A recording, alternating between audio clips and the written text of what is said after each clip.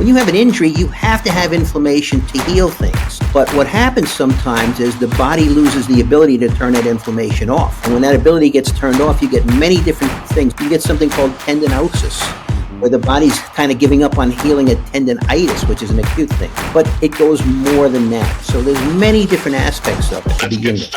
Today's guest is Dr. Joseph Purita, a leading regenerative medicine expert and orthopedic surgeon with over 40 years of experience. He's the medical director of the PUR-FORM Health Clinic in Boca Raton, Florida. And in today's episode, Dr. Purita shares valuable insights about the role of inflammation in aging, while also discussing regenerative medicine therapies like stem cells, ozone therapy, hyperbaric oxygen, and more. We have ways of turning genes on and turning genes off. And it's not just written in your genes, so to speak. If you really work at things, we can keep genes turned off. Genes that may cause cancer. But if you work hard, you exercise every day, you eat good, that's going to help turn some of these genes off that cause problems.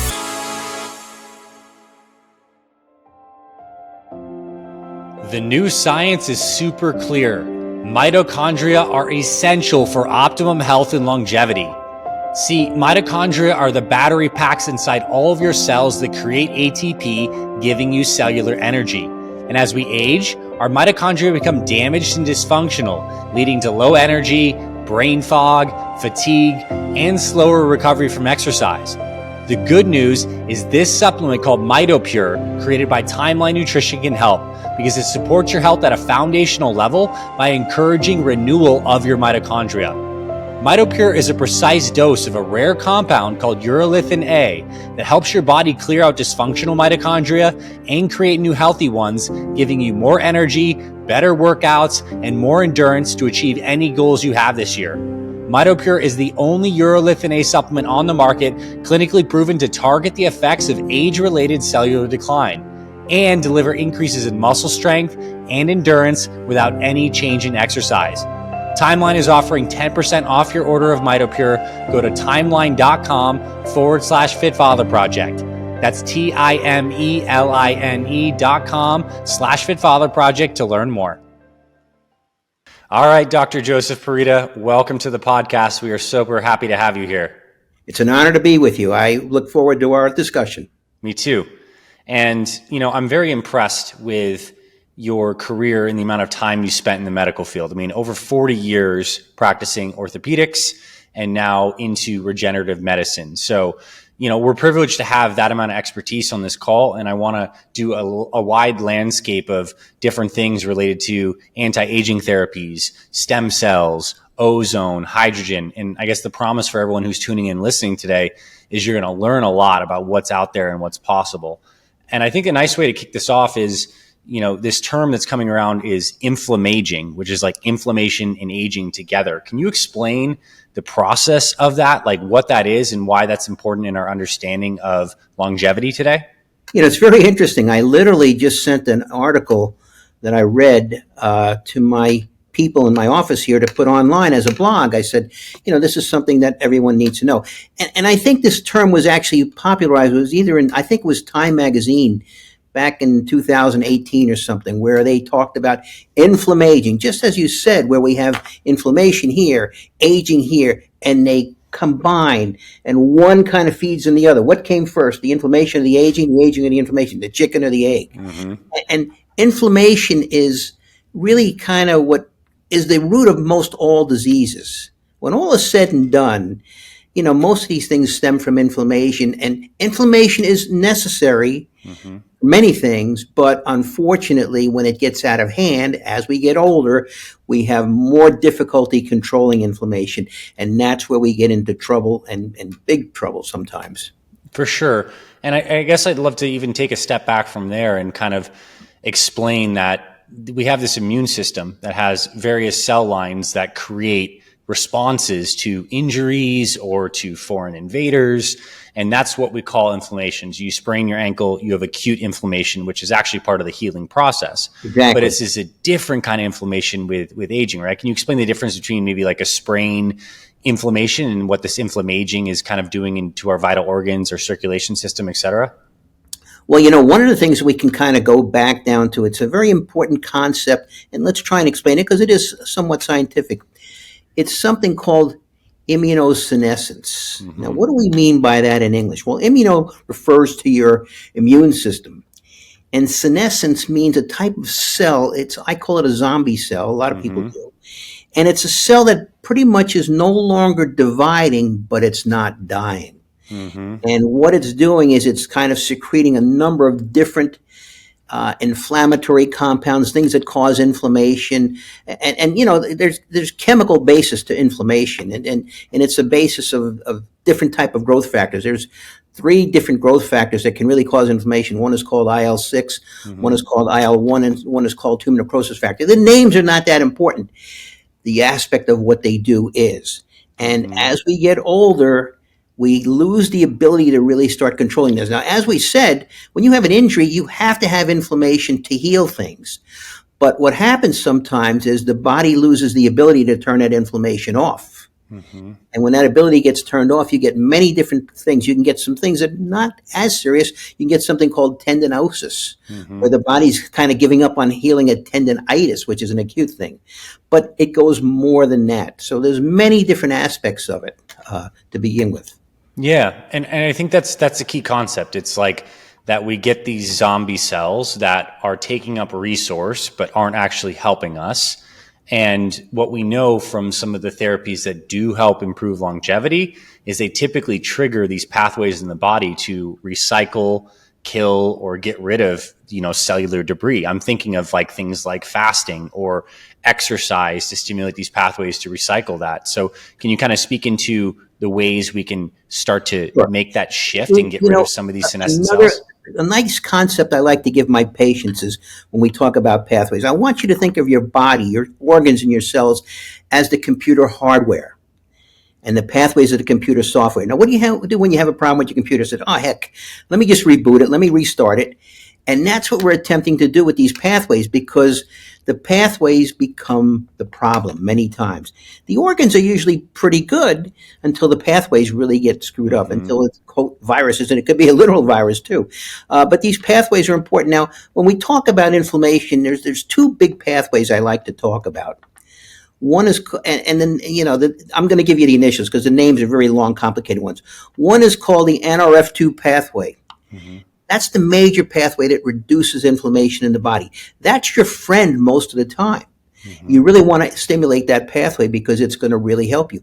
The other one is NF-kappa beta. Now, that's a pathway that causes inflammation in the body. Now, sometimes it's very important. Let's say you're dealing with a virus or an infection. You really want that pathway activated so it can deal with the bacteria. But turning it off is the key. Mm-hmm. When you don't turn it off, many bad things happen, such as cancers and all sorts of things like that. So that's kind of one little analogy that we can go with, and I think it's a good one. Mm-hmm. So is it as simple as saying that like a healthy lifestyle, like exercise, good circadian rhythm, anti-inflammatory foods, like, is this enough to regulate those pathways? Or are there more specific targeted things that people need to be looking into as they age to make sure they have good balance of these pathways? Certainly everything you mentioned is extremely important, but we sometimes get into the field of epigenetics, okay? Mm-hmm. Now, what that means is we have ways of turning genes on and turning genes off. And it's not just written in your genes, so to speak. If you really work at things, we can keep genes turned off. Genes that may cause cancer, they're called oncogenes, an oncologist, oncogenes. But if you work hard, you exercise every day, you eat good, you basically, and everybody cheats a little bit, but do intermittent fasting and things like that, that's going to help turn some of these genes off that cause problems. Mm-hmm. And that's why lifestyle and diet and things like that are extremely important, because they have an effect also on the pathways, but they really have an effect on the field of epigenetics. And that's going to be something people are going to hear more and more about, mm-hmm. because turning genes on and off is really where medicine's heading to.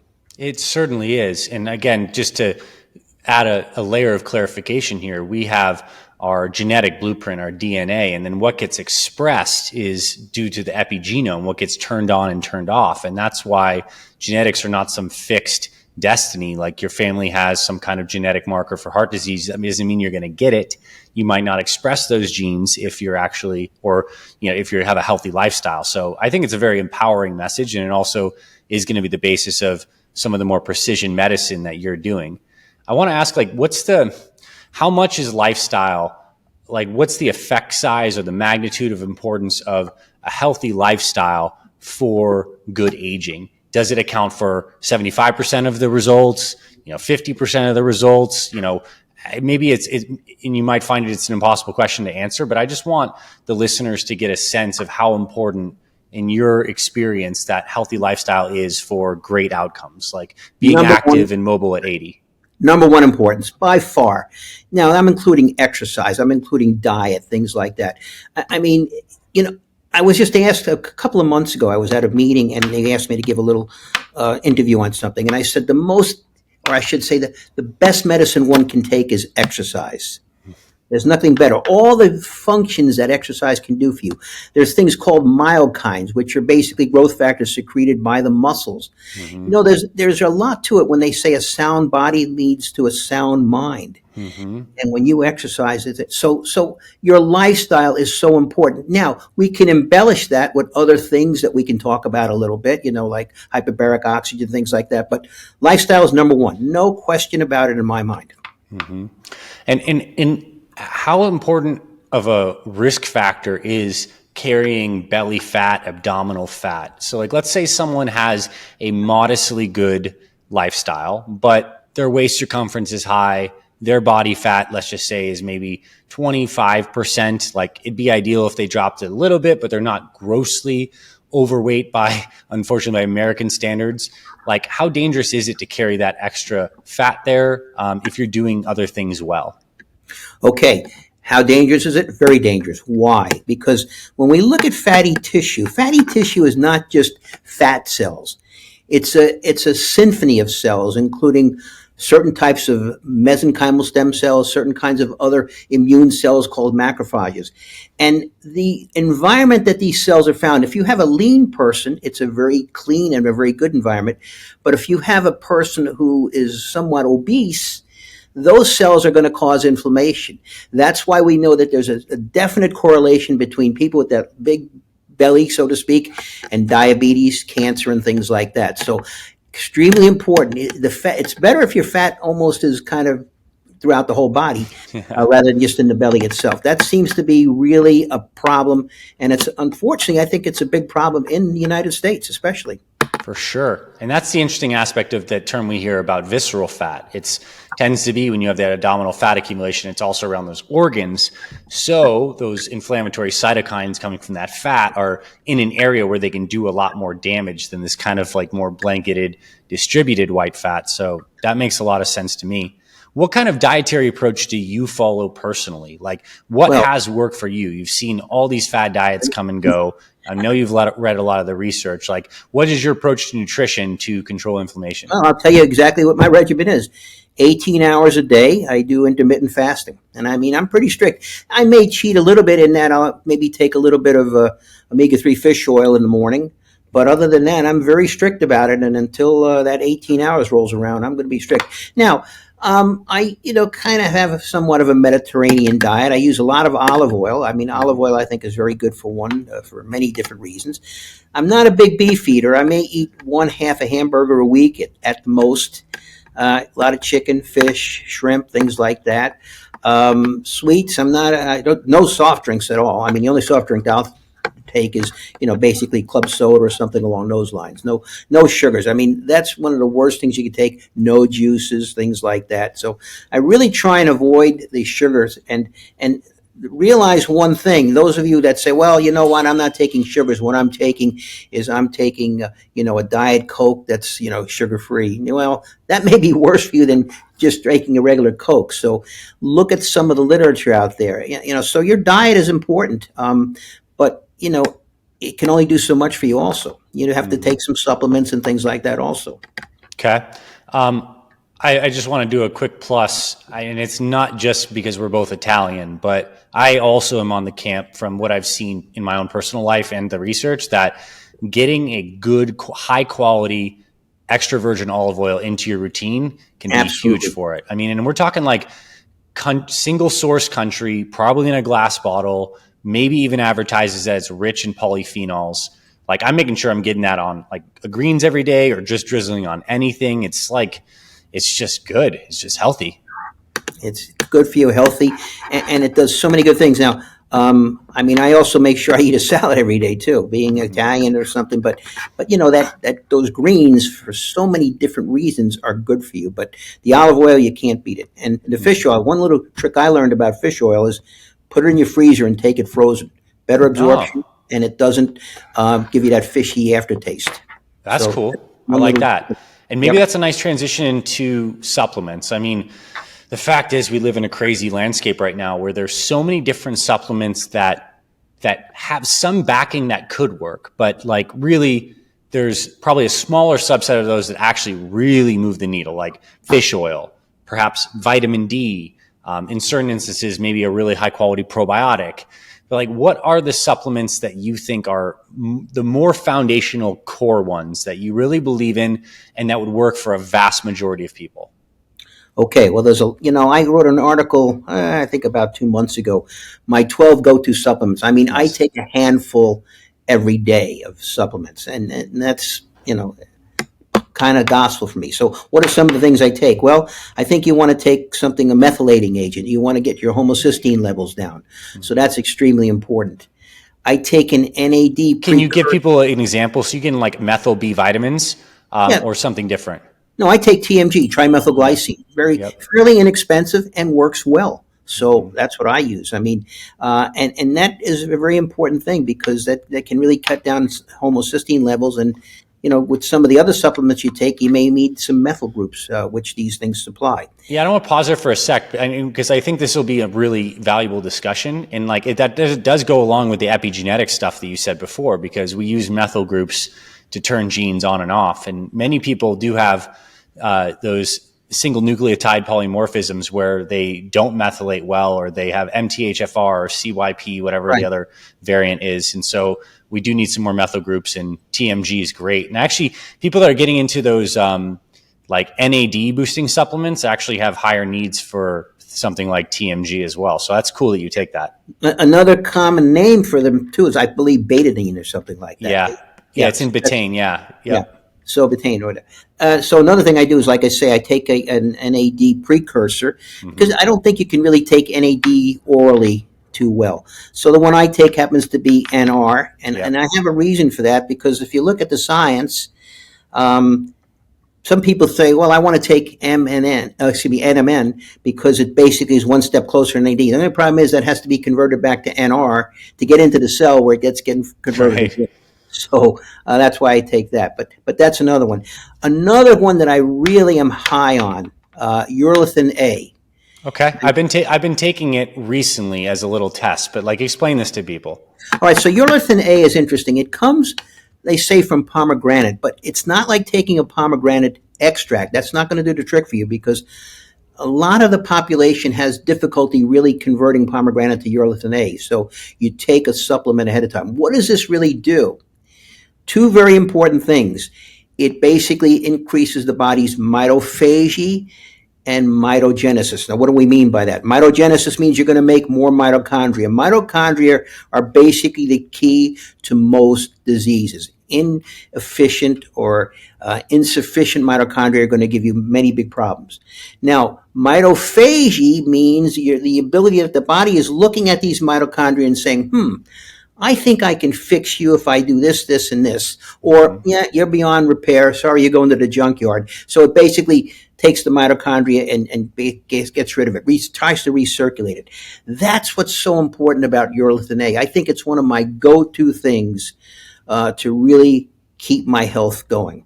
And it's the same pathway that exercise is basically, it would augment the effect of exercise because exercise is going to do similar triggers to that. It just, this Right. enhances that pathway more directly. Like I said earlier in our talk, exercise is one of my most important medicines. Hey, Fit Fathers, this is your official invitation to come to our first ever conference called Fit Father, Fit Mother Live. Join us in August 2025 for 3 transformational days designed to help you overcome one of life's greatest obstacles, staying consistent and motivated with your health amidst the challenges of life. At Fit Father, Fit Mother Live, we're bringing together world-class health experts to help you become more focused, more disciplined, and take your results to the next level.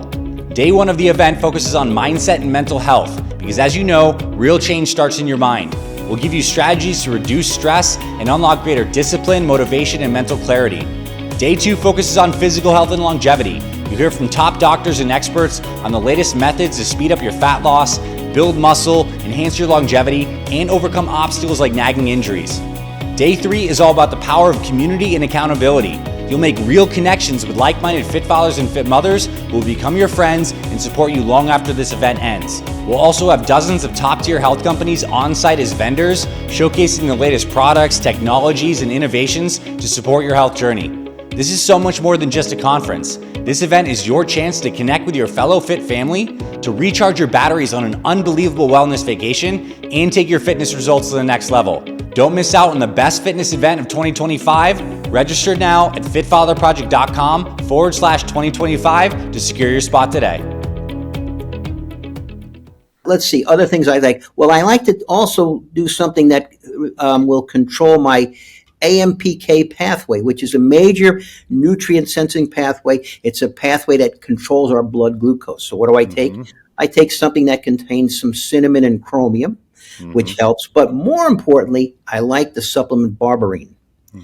Very important. And there's, now at one time I was taking metformin, and metformin is known as a diabetes medicine to a lot of people. And as far as I know, I had no diabetes, but I was taking metformin because I want to control this pathway.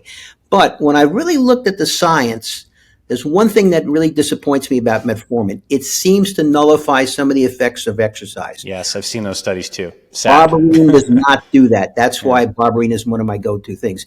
And if you want to take it another step further, there's something called the TRIM, TRIIM study, which is actually a study that the FDA actually recognizes and says, hey, I think that this actually does reverse aging.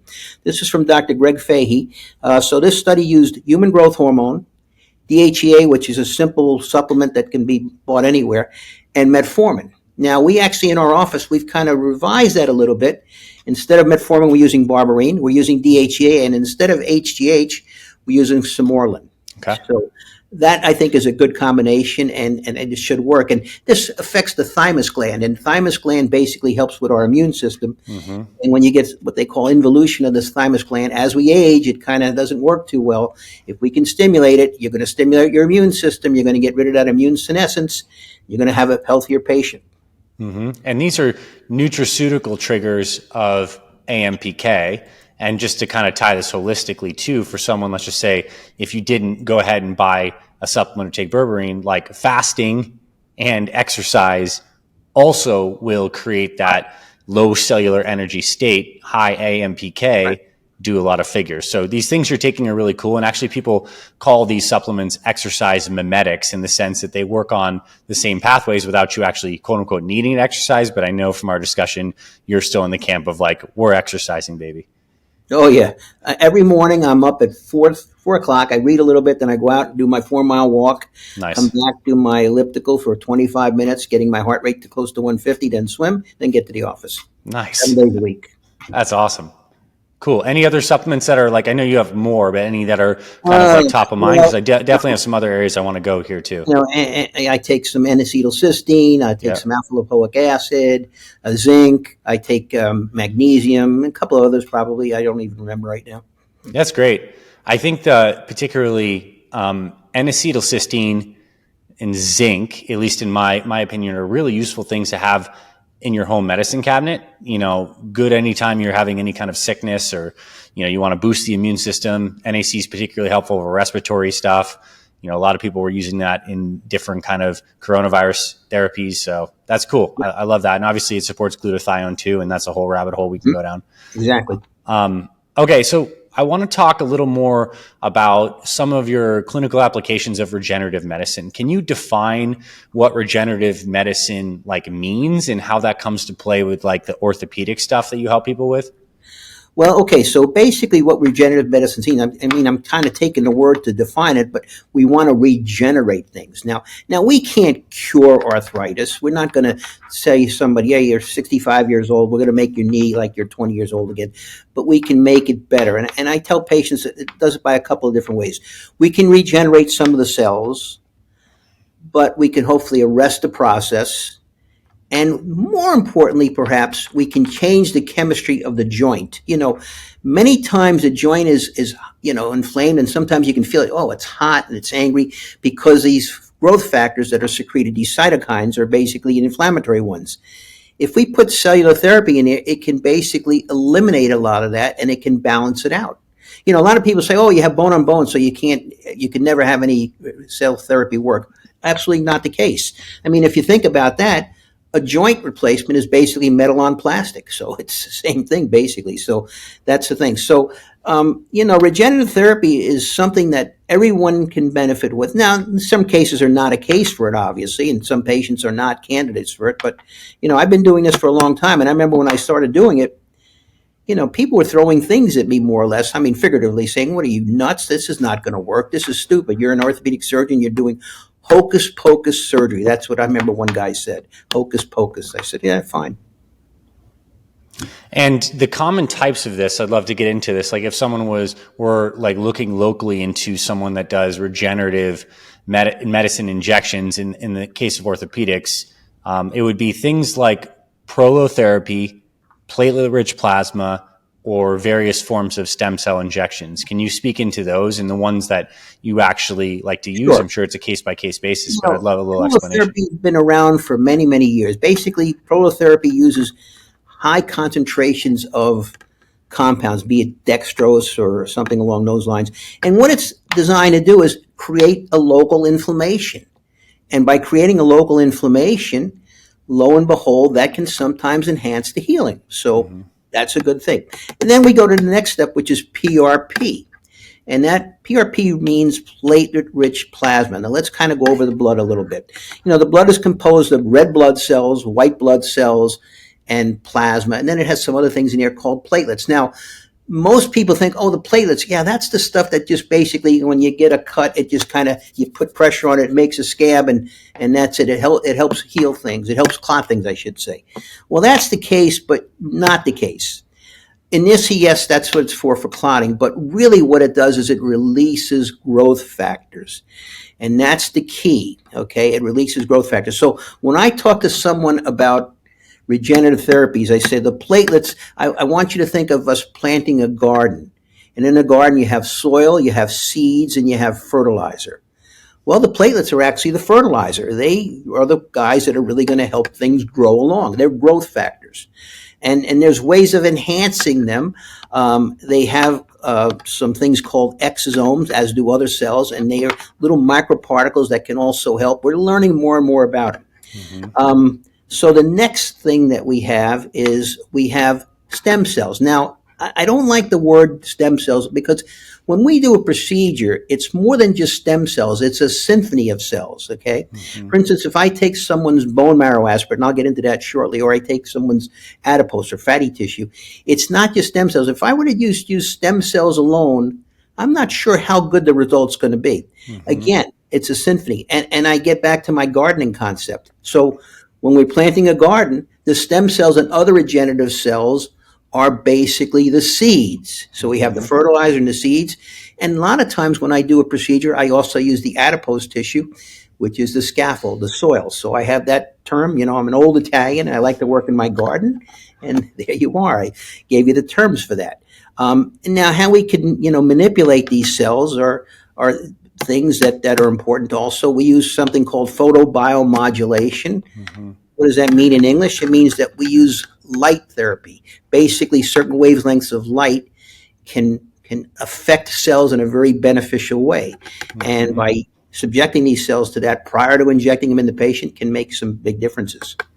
And so, I'm grateful to have experienced this myself. I've had bone marrow aspirated from my hip, then used a laser on it, and then re-injected into my knee. Is that, I'm sure you have your own protocols, but is that more or less one kind of like option and fairly similar? Very much so. So, for instance, when we take it from the pelvis because that's the richest source of stem cells in the body. Mm-hmm. Then we actually have a light that we've invented. It's called a PUR-FORM light, where it has different wavelengths of light that we can subject it to. The most important wavelength, I'm thinking, for most cellular therapies is red light. Now, why is red light so important? Well, red light stimulates the mitochondria. It actually, when you really want to get technical, there's something called the electron transport chain, and that's something we remember from high school, et cetera, the Krebs cycle. But it helps make ATP, which is the body's energy currency. Mm-hmm. And it basically stimulates an enzyme in the body called cytochrome C oxidase. Mm-hmm. Makes more ATP. More ATP is going to mean that that cell has a little better chance of surviving. You know, most of the stem cells that we use are not going to last very long, but if we can get them to survive a little bit longer, to release their chemokines and cytokines and things like that, it's going to give us a little better chance of success. Nice. It's so, I think this is actually one of the great frontiers in medicine is like photobiomodulation. We're going to be using light for all sorts of things. And it's so cool to me that we have receptors for, you know, all the different kinds of light. We have like melanopsin proteins in our skin and in our eyes for like blue light. And I think we're going to see so many more applications of light therapies. And it's awesome that in your clinic, you're using this to a big extent. Actually giving a talk on that in December at the American Academy of Anti-Aging Medicine in Las Vegas. Awesome. That's super cool. Okay, so have you personally like benefited from PRP or stem cells? Like, do you have any kind of stuff you've had in your history? And you don't have to share if it's too personal. No, I know I put you on the spot. No, I have no reason. You know, I've had some problems with various joints. I can tell you, in my walk in the dark, of course, you know, because I'm leaving the house around 4 something, I tripped on a sprinkler head once. And lo and behold, I dislocated my shoulder. So I told my wife, I said, you better drive me to the ER. I think they're going to have to pull it in. So they pulled it in. And of course, I went to my office that day and did some work. And I had a little sling that I wore for about 2 or 3 days. But yes, I gave myself a number of PRP injections and some other things. And I also put myself on some peptides. Because peptides, we can get into that if need be, can enhance the healing. I used in particular BPC 157 and TB 500 enhance the healing, and it made a big difference for me. I mean, did I get an MRI of my shoulder? No, because I basically am an orthopedic surgeon. Figured, okay, I probably tore the rotator cuff, and this has really made a big difference for me. So I can, you know, move my arm all around and not have a problem. That's excellent. And you know, I think it would be nice to take a little foray and talk about peptides, because that's certainly a buzz phrase that's coming out here. And like definitionally, you know, a peptide is a small protein, a series of amino acids. So there's so many things that are peptides, but there's common ones that we hear people using. And the two you just mentioned, BPC 157 and TB, I believe is 500, TB 400, TB 500. Yep. Those are healing peptides that people take. Can you speak into like how you administer those? Do you inject those? Do you use them orally? You know, it's interesting. Most peptides have to be by injection, but those two you could potentially take orally because they come from the GI system more or less, and they can be absorbed pretty well orally. I mean, you may get a little better result possibly by injection, but I'm not sure if it's that big a deal. Now, one other peptide we should mention to the audience, because there are a lot of them are familiar with it, is glutathione, which is also considered a peptide. So, and then the other thing that people wouldn't realize is the new semaglutides, another bunch of peptides. Yeah. GLP-1. So, you know, those, my friend is taking that to lose weight. Yeah. So they do work. I mean, there's no question about it. Yeah, that is super cool. And I think, so in Florida, you guys are in a place where I think it's kind of like one of the great frontiers of regenerative medicine. Here in Scottsdale, Arizona, we have a lot of different clinics too. If someone is like, let's say, living in the middle of the United States, I know you don't know what the exact area are, but where do people go to like look into peptide therapy? Is this something you recommend they work with a provider on, online clinics? You know, I'm sure you'd say like go to a great clinic or maybe come down and see you in Florida, but like, what's the landscape look like with people starting to explore these things? How do you counsel people to begin to look at, I might be interested in peptides for healing my shoulder after listening to this? Well, you know, you can go online and you can buy these things, but, you know, realize most of the peptides you're going to buy online, you're going to see a little saying there, for research purposes only. So I suspect they're probably okay, but I'm not sure it's a good idea. I think I think you need to really get a physician to really kind of give you guidance on these things, because you may need to have some certain blood tests done and things like that. I mean, so I don't think you should self-prescribe. You really Okay. get somebody who's an expert. Sounds good.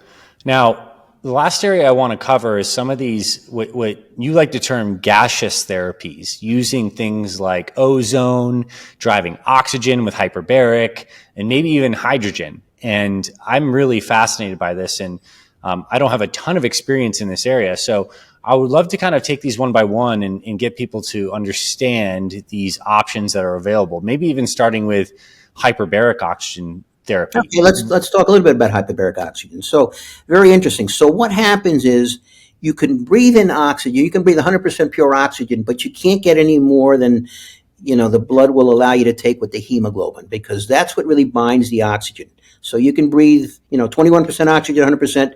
Your body's going to have the same amount of oxygen. However, if you go ahead and you take in oxygen through a mask, let's say, pure oxygen, 98% oxygen, under pressure, now what happens is that oxygen gets pushed into the watery part of the blood called the plasma. And that's how you now are able to deliver more oxygen to the tissue, because it's dissolved in that and it kind of releases itself. That's number one. But number two, what's very important, this is from the work of Dr. Tom at the University of Pennsylvania. What he found is that basically hyperbaric oxygen stimulates a compound, another gaseous signaling molecule in the body called nitric oxide. And what nitric oxide does is it stimulates your bone marrow to release more stem cells to your circulation. So it's that 1-2 punch, because remember, you can't heal anything unless the cells do it. I have a saying, it's cells, not doctors, heal patients. That's why that diabetic that has a wound that won't heal on his foot, when you put him in the hyperbaric chamber, it'll heal because the stem cells actually did the healing. Mm-hmm. So that's one thing. So another gaseous molecule that's extremely important is nitric oxide. Mm-hmm. And I basically am a big believer in that. I take a nitric oxide stimulant every day. You may have even seen me on TV in a Super Beats commercial, perhaps. I don't know. Yeah. But I'm on that. But that's important because it can stimulate stem cells. It's so many different functions that nitric oxide has. And one little thing to remember, do not use mouthwash, because mouthwash will kill that certain bacteria on your tongue that helps convert the nitric oxide to a usable form. Yeah. Now, ozone, very interesting. Ozone is kind of toxic. We know it's in pollution and things like that, but we use it very much in our office. And not only do we do it here, but we set up other offices to do this. We have a technique called EbO2, where we basically mix blood in a dialysis filter with ozone gas, and the ozone gas is pretty much rapidly converted to other things, including oxygen. Then the process goes into a light with red, blue, amber, green. We're getting back to the photomodulation, modulation, and ultraviolet A and ultraviolet C, and then it goes back into the patient. Now, what does that do? Two things. We talked earlier about something called the NRF2 pathway. It gets rid of inflammation. It diminishes it. What else does it do? Well, it can definitely diminish the viral load in one's body, especially these viruses that we had as kids that become more active and cause inflammaging. The CMV viruses, Epstein-Barr, and things like that. Yeah. And basically it gets rid of a lot of heavy metals and toxins and things like that because they get oxidized. So that's why I'm a big believer in the ozone therapy. Again, no ozone ever enters your body with this technique. That's super cool. And actually I've consulted with some people that had, flares of Epstein-Barr, and ozone wiped it out. So it's super effective. Plus, remember now, we're also using, in addition to the ozone, we have an apparatus called the hemolumin, which is subjecting that to ultraviolet C light, which is also very toxic to these organisms. Cool. That's amazing. And then hydrogen therapy, what does that mean? Let's talk into that. Well, let's talk about hydrogen therapy. So we have a machine in our office. We use a very expensive ingredient called H2O, water. So basically what it does is it electrolyzes and it breaks the water down into hydrogen gas. Yes. And you basically are sitting in a chair, you have a cannula or a mask, whatever you prefer, and you're breathing in hydrogen gas. Now, what is hydrogen gas interesting? Why is it, what's it used for? Mitochondria. Well, yes and no. It's a very potent antioxidant Okay. and anti-inflammatory. Okay? So it can get into all the nooks and crannies. It can go basically through the blood-brain barrier. But here's an important thing. When you look at most of the antioxidants, where do most of your free radicals, which are basically the things that they're kind of like little terrorists in our body, where do they basically start? They start in your mitochondria. And most of these antioxidants can't penetrate the membrane of the mitochondria. Hydrogen can. And that's why hydrogen is a very important thing. I have my nurses at the end of the procedure breathing hydrogen. They bubble hydrogen into a little bottle of water, and then you drink it right away. Why do I like that?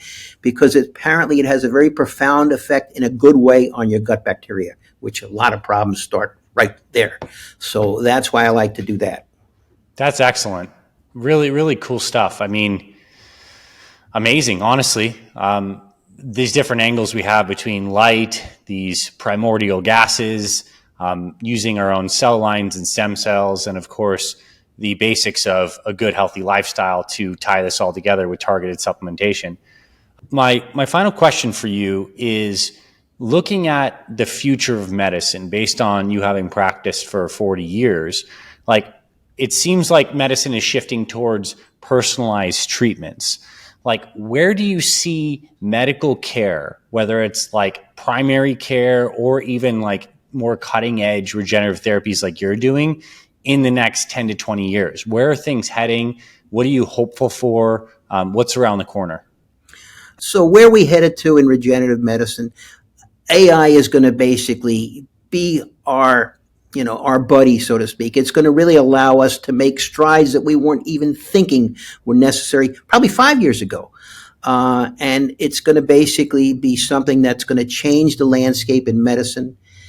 As you say, personalized medicine is going to take over. There's no reason why, well, it worked in all these clinical studies, so we'll do that. No, it's going to basically work in your particular case. And that's what's going to be so exciting. And I think we're going to see lifespan. Some people say, oh, you can't go much past 100. Remember now, we don't want to just increase your longevity. We want to increase your health span. And that's where I think we're going to see tremendous things. I think we're going to have still, there'll still be people dying around 100, but they'll really live well just until about that time. That's the goal. That's exciting.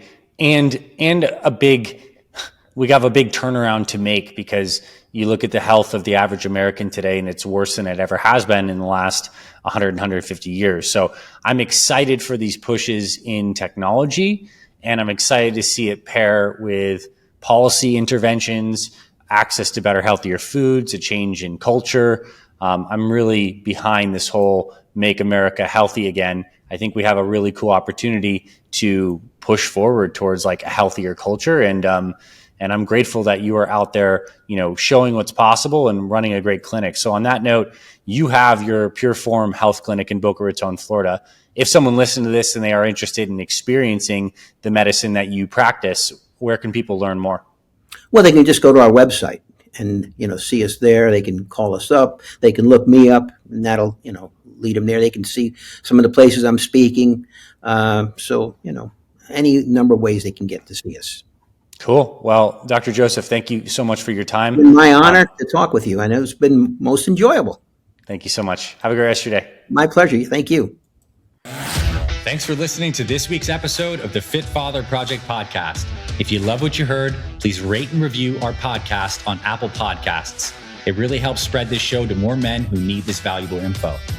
To watch full video episodes of this podcast and other motivational videos to inspire your training and more, visit our Fit Father Project YouTube channel. It's free, and everything's made for busy guys over 40 like you. Visit youtube.com/Fit Father Project to get access to our entire video library.